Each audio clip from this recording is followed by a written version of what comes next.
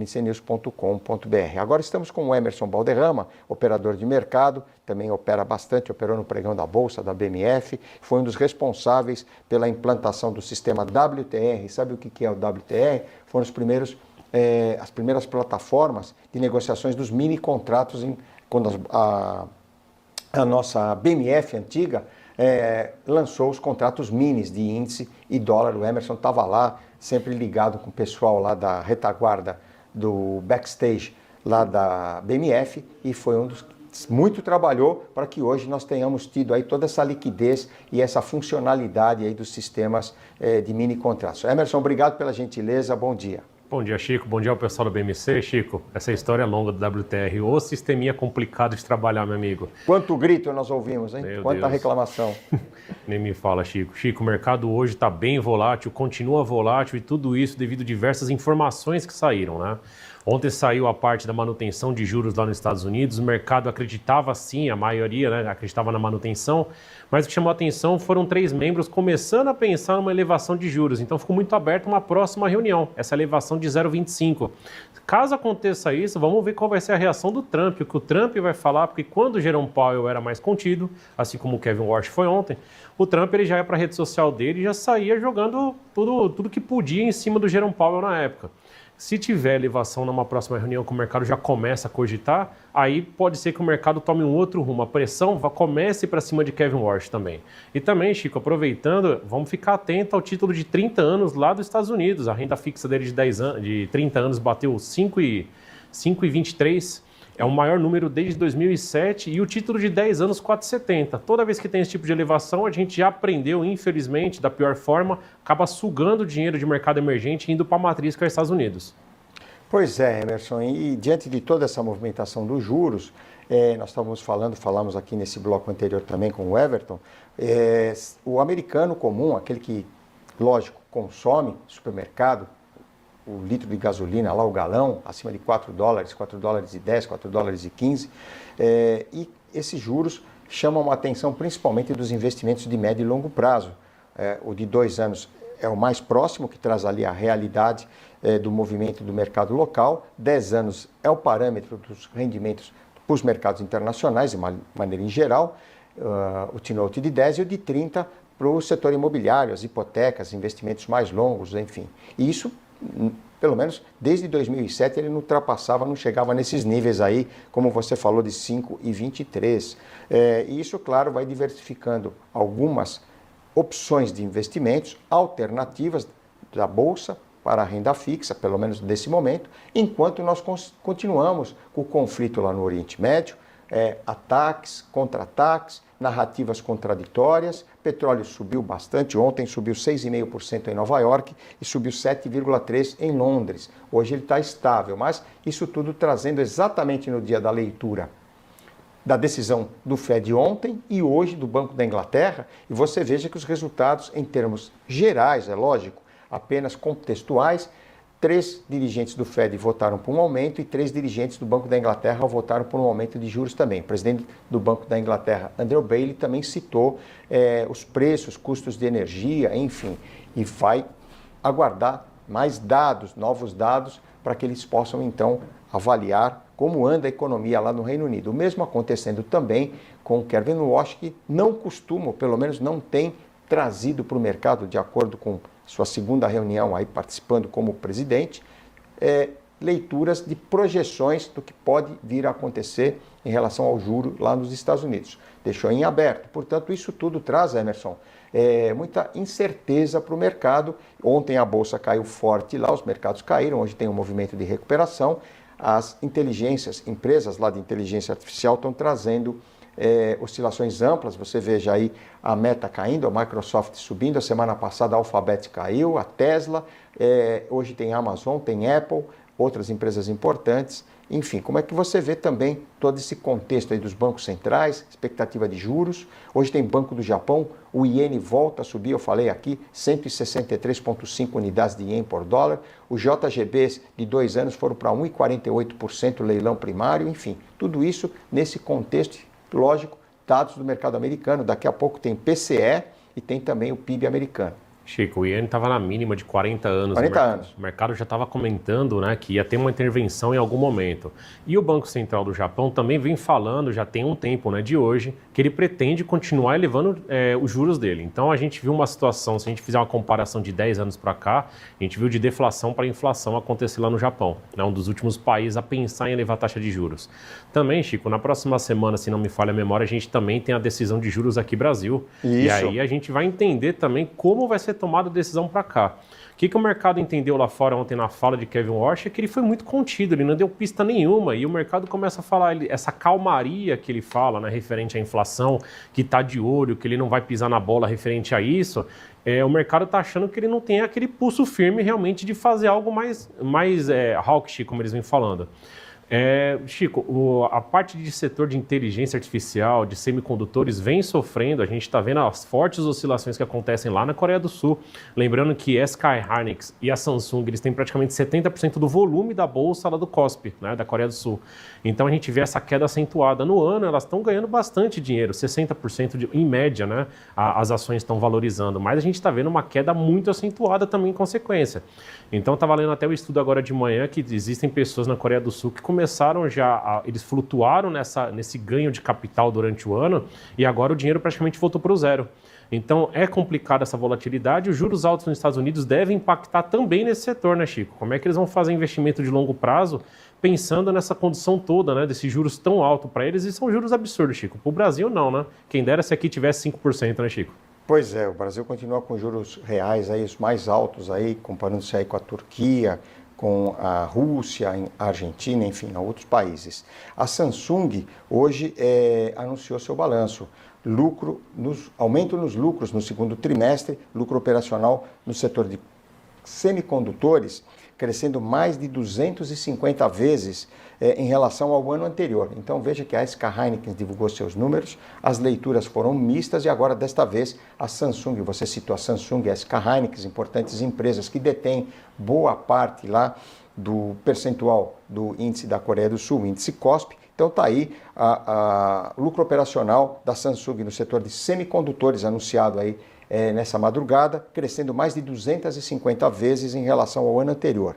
Forte demanda aí por parte de chips de memória utilizados em servidores de inteligência artificial. As ações chegaram a subir 2% depois de terem chegado a registrar uma alta no intraday, lá no pregão, de 8% após o balanço. Veja que mesmo com números expressivos, Emerson, com alta forte durante o pregão, ela não sustenta, não segura, ainda assim fechou com 2% de alta. E a SK Hynix também acabou tendo lá movimentações de queda, muito em função, claro, dos lucros que foram avaliados pelos analistas, os resultados avaliados pelos analistas. A Bolsa da Coreia do Sul caiu 1,23%, ela havia caído 10,8%, 5,9% e dessa vez mais 1,2%. E a nossa Bolsa aqui, Emerson, está num range, nós falamos um range, ou range, como preferirem, um limite aí de oscilação dos 170 mil pontos. Na véspera do dia 9 de julho, feriado estadual, a Bolsa abriu, foi feriado bancário, para 177 mil, bateu 2, 3 vezes ali, voltou e agora ontem fechou lá 173.885, portanto, brigando nesse meio aí, não define uma alta acima desses valores e também não cai abaixo desse suporte. Chico, bem a Bolsa brasileira está bem consolidada. Se a gente vê a entrada de volume financeiro do investidor estrangeiro, está em torno de 37 bilhões ano, não sai disso, Chico. Então o mercado também está aguardando informações, né? Quando a gente acha que vai acalmar a parte lá dos Estados Unidos com o Irã, voltam os ataques, voltam numa escala bem agressiva, Trump volta na ofensiva dele, falando que vai fazer um maior ataque e assim por diante. Então o mercado acaba tirando dinheiro disso.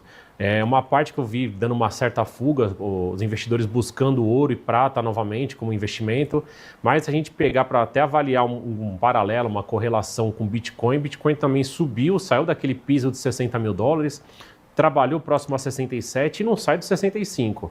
Então o mercado em si parece que está aguardando um próximo gatilho para poder fazer investimentos, né, Chico? E aqui no Brasil, Chico, quem vem chamando a atenção também é a emissão de título pós-fixado pelo Tesouro. ele já emitiu por volta de 49% de dívida e ele está querendo rever esse teto de 50%, porque a atratividade dele está muito maior do que outros títulos, né? Pré-fixado, por mais que a taxa está alta, a gente não sabe como a Selic vai se comportar no próximo ano com toda a parte fiscal que está apertada para o Brasil. A gente vê esse reflexo no dólar, Chico. Toda hora a gente vê o dólar dando um pulinho para cima. Então começa o mercado também a ter uma certa desconfiança do carry trade no Brasil, de pegar um dinheiro mais barato fora e colocar no Brasil. A gente está vendo uma saída leve, mas uma saída de dólar do Brasil também. Então, deixa eu atualizar a todos vocês. O Emerson falou do fluxo de capital estrangeiro. Os estrangeiros ingressaram no dia 28, que foi antes de ontem, terça-feira agora, a próxima passada.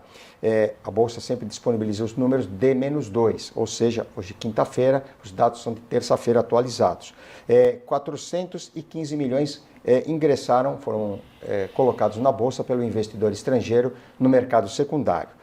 Como o Emerson disse, no mês o saldo é positivo em 3 bilhões e 300 milhões de reais, 3 bi 300, e no ano o fluxo, depois daquele pico de 67 bi em abril, está em 38 bi, 37,9, sobe um pouco, cai um pouco, mas vem se mantendo, como nosso querido Emerson citou, nessa faixa aí dos 35, 36, 37, agora 37,9 bilhões de fluxo positivo ao longo do ano. Enquanto isso, nós temos aí 3,3 bi de entrada no mês, 37 do fluxo anualizado nesse ano. Os institucionais retiraram 404 milhões nesse mesmo dia, dia 28. No mês o saldo segue negativo em 6 bilhões e 100 do investidor institucional local, e no ano 37,8 também. Veja que os fluxos são muito parecidos. O institucional tirando a retirada líquida de quase 38 bi e o estrangeiro também com entrada líquida de quase 38 bi. Aí, portanto,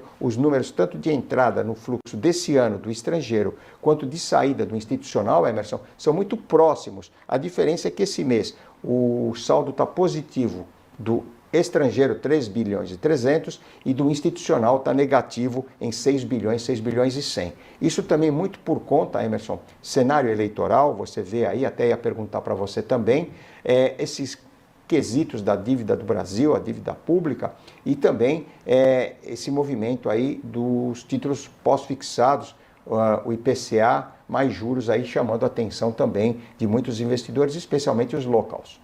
Chico, a gente está vendo uma inclinação de curva de juros, né? Hoje está caindo um pouquinho nessa abertura, mas a gente vê essa inclinação acontecendo há bastante tempo. O título mais curto, agora que vence em 2027, em janeiro, ele está ali 13,89, 13,90 próximo a isso, mas não larga os 14. Se a gente pegar o resto da curva, a curva está acima dos 14%. Então a gente vê que não é só uma parte da Selic que está cara por estar, tem outros fatores, né? A gente tem ano eleitoral que dá essa bagunçada no mercado mesmo. A gente tem a condição dessa dívida do Brasil, que é uma dívida elevada sim. A gente vê as famílias brasileiras com uma composição de dívida muito alta, né, por volta ali de 80%, é uma coisa muito alta, Chico. E a gente começa a ver outras partes, né? Tem esse cenário eleitoral nosso, Chico, a gente só vê essas pesquisas, mas eu volto a bater nessa tecla, não tem proposta até o momento. Ninguém sentou para falar, eu não gosto do adversário por X e Y, mas eu vou fazer esse melhor, eu vou fazer por esse outro caminho. Então vamos ver como é que vão ser esses debates eleitorais. Se não me falhar na memória, começa agora, na segunda quinzena de agosto, né, os debates, mas é uma janela curta, né, Chico? Segunda quinzena de agosto, para a gente já pensar em outubro, já a definição do presidente, é uma janela curta. Então acredito novamente que quem vai ficar à frente, quem vai conseguir, né, sentar na cadeira como presidente vai ser o menos rejeitado. Complicado, Chico, porque novamente, né, 4 anos atrás nós tivemos aquela polarização, né, no país e não aprendemos nada de lá para cá nessa parte de apresentar melhorias, né, de propostas. Indiferente do candidato que você prefere, ter uma proposta pelo menos coerente. Pois é, vamos lá. Vamos dar uma atualizada então na abertura. O Emerson falou aqui da pré-abertura. A bolsa sobe para cima. 0,92 de alta, 175.555 pontos no índice futuro para agosto.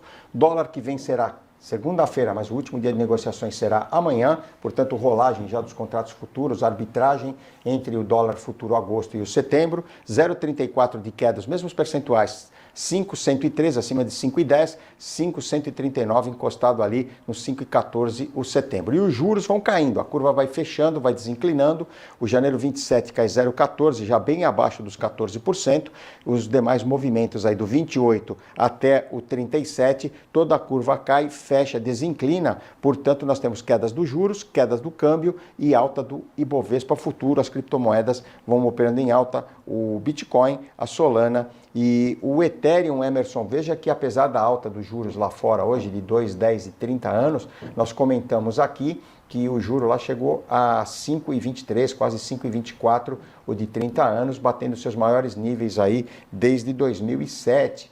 Mesmo com essa elevação da curva lá, os juros abrem em queda aqui. Isso seria muito por conta da queda do petróleo hoje. O petróleo está voltando um pouquinho. Nesse momento, o petróleo vai operando com queda de 0,72% lá em Nova York, o WTI para setembro, a 83,80, enquanto que o Brent para outubro cai 0,9%, quase 1% de queda, a 87,30. 87 dólares e 30 em Londres, o outubro, nesse momento, 92% de baixa, 0,71 de queda em Nova York, a 83,80. Portanto, a queda do petróleo ela beneficia aí de alguma maneira, lógico, a movimentação da curva de juros aqui, porque o petróleo, nós sabemos, ele impacta, ele é inflacionário, Emerson. Com certeza, Chico. Isso daí, a gente está vendo essa volatilidade de petróleo entre 80 dólares a 90 dólares, né?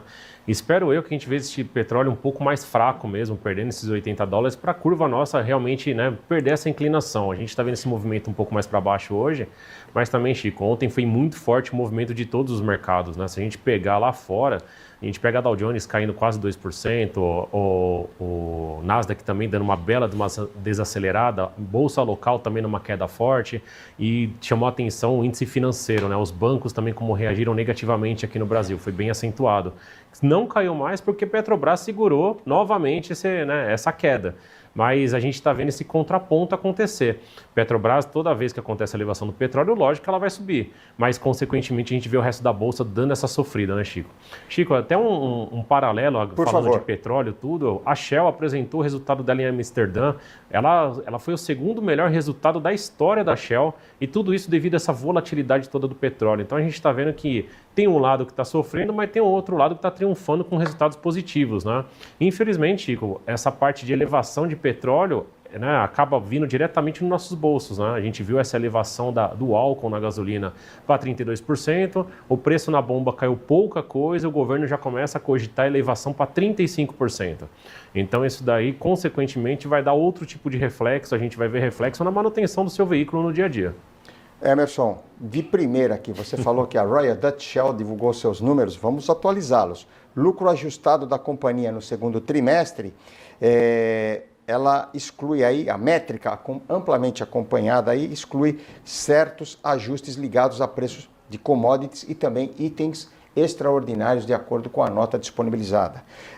Ele subiu a 9,8 bilhões de dólares, portanto o lucro ajustado da Shell, Royal Dutch Shell, em 9,8 bilhões de dólares, ante 6,9 bilhões do trimestre anterior, e superando também, Emerson, os analistas que esperavam entre 8,8 e 8,9 bi. Tá aí o Emerson falando da Shell e a Shell disponibilizando seus números aí, portanto, o lucro ajustado da companhia, segundo trimestre, métrica amplamente acompanhada que exclui certos ajustes ligados a preços de commodities e também itens extraordinários, de acordo com a nota disponibilizada aí pela empresa.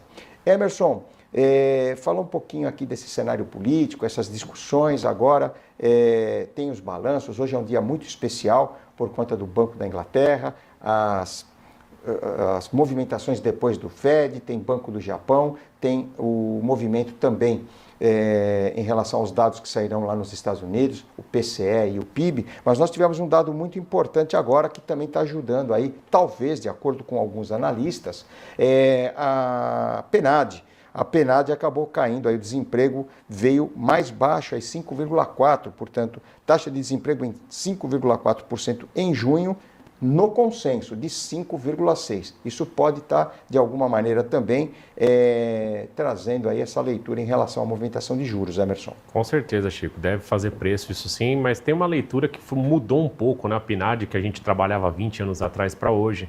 Então, isso daí não é um dado real, né? Às vezes levado em consideração para operadores mais antigos. Chico, o mercado vai ficar de olho muito agora 9,6 no PCE. Esse dado PCE, ele pode jogar totalmente contra esse pessimismo de ontem do mercado se a inflação vier um pouco mais baixa do que o esperado, né? Então, o que eu geralmente acabo conversando com os alunos se tem um número tão pesado assim, aguarda para se posicionar, algo nesse sentido. Se for fazer operações com mini contratos, cuidado com essa volatilidade que pode vir à frente. Então, é um cenário bem incerto para acontecer. E no final do dia também, Chico, depois do fechamento tem o resultado da Vale. O mercado vai ficar bem atento a isso. A gente viu hoje o minério de ferro caindo da Lian por volta de 3,30%, uma queda bem expressiva. Mas não sei como está trabalhando a Vale, que vira e mexe, ela trabalha ao contrário dessa queda de Dalian ou da alta de Dalian. Parece que ela está com... Vamos lá, vou atualizar. Trabalhando da forma própria ela. Vamos atualizar. O minério de ferro hoje caiu 3,31% lá em Dalian, fechou a 715 ienes, o que equivale na conversão em dólares americanos a 105 dólares e 70, mais uma queda de 3,3% no minério de ferro na China. E em Singapura, o contrato mais líquido é o agosto, ainda temos o agosto como primeiro vencimento, o minério caiu 2,51% a 95 dólares e 65 centavos de dólares a tonelada métrica, se afastando dos 100 dólares que ele andou trabalhando lá em Singapura. 3,3% de queda nesse momento em Dalian, nesse momento não, fechamento. Em Singapura, 2,5%. O ADR de Vale, olha só, sobe 1,43% nesse momento a 14 dólares e 86, ele havia caído ontem 0,34%, 14 dólares e 65, e nós vimos a movimentação de Vale aqui que caiu 0,85%, então vamos acompanhar, as mineradoras estão operando em alta em Londres, esse é um bom sinal. Veja só que a Rio Tinto, que é uma das maiores mineradoras do mundo, anglo-australiana, sobe 3,58%, a Anglo American sobe 4,75%, a Antofagasta sobe 5,10% e a BHP Billiton, nesse momento, 1,70% de alta. Então vejam que o rally das mineradoras também em Londres, olha que dado importante para vocês balizarem e avaliarem aí essa alta do ADR de Vale, alta das mineradoras tanto na Austrália quanto também em Londres, o que traz também esse movimento aí de pré-mercado, abertura da nossa Vale aí subindo, portanto, no pré-mercado 1,43%, mas o destaque é a alta das mineradoras lá do setor do segmento na Bolsa de Londres. Legal? Emerson, queria agradecer muito a sua gentileza, a participação, como sempre o tempo muito rápido, curto, muita coisa a ser falada e queria agradecer essa gentileza, a sua participação aqui conosco. Chico, bom dia e deixe o seu contato também. Chico, eu que agradeço o pessoal da BMC também. Chico, meus contatos, 3 minutos com o Emerson Balderrama, nas redes sociais, na comunidade do WhatsApp. E atenção agora, daqui mais 5 minutos a gente vai ver a divulgação do PCE e deve trazer grande volatilidade para o mercado. Meu amigo, se cuida, até a próxima semana. Obrigado, Emerson. Então vamos lá, eu falei do ADR agora de Vale, sobe 1,43, o PBR, que é o